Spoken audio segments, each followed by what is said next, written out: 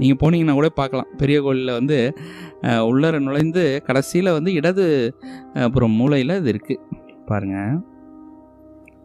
எப்படி வந்து அது ஸ்டெபிலிட்டின்னு சொல்லுவோம் ஆங்கிலத்தில். ஒரு பொருளை வந்து ஒரு நிலை நிறுத்துறதுன்னு நம்ம தமிழில் சொல்கிறோம். அது ஆடாமல் அசையாமல் அந்த செயல்களை வந்து மேலே வைத்தாலும் அதற்கான வளையங்கள் எவ்வளவு வந்து சுற்றி உள்ள அந்த அமைப்பை நீங்கள் பார்த்தாலே உங்களுக்கு புரியும். எவ்வளவு வலிமையான அமைப்பாக இருக்குன்னு நீங்கள் பாருங்கள். இப்படிப்பட்ட ஒரு வலிமையான அமைப்பை எவ்வளவு திட்டமிடல் இருந்தால், எவ்வளோடைய வந்து வந்து ஓவிய திறன் இருந்தால், அதனோட வடிவமைப்பு திறன் இருந்தால் இதை உருவாக்க முடியும் பாருங்கள். கிட்டத்தட்ட இதை இப்போ எப்படி அவங்க வந்து அணியிருக்காங்கன்னா, ஒரு நகை போல தான் அதை அணியிருக்காங்க. எப்படி வந்து இறைவனுக்கு நகை செய்கிறோமோ அதுபோலையே வாகனம் இல்லையா, இறை வாகனம்ன்றதுனால மிகப்பெரிய கற்பனை திறனோடனையும் அதோட வடிவமைப்பு திறனோடையும் அதை வந்து செயல்படுத்தியிருக்காங்க.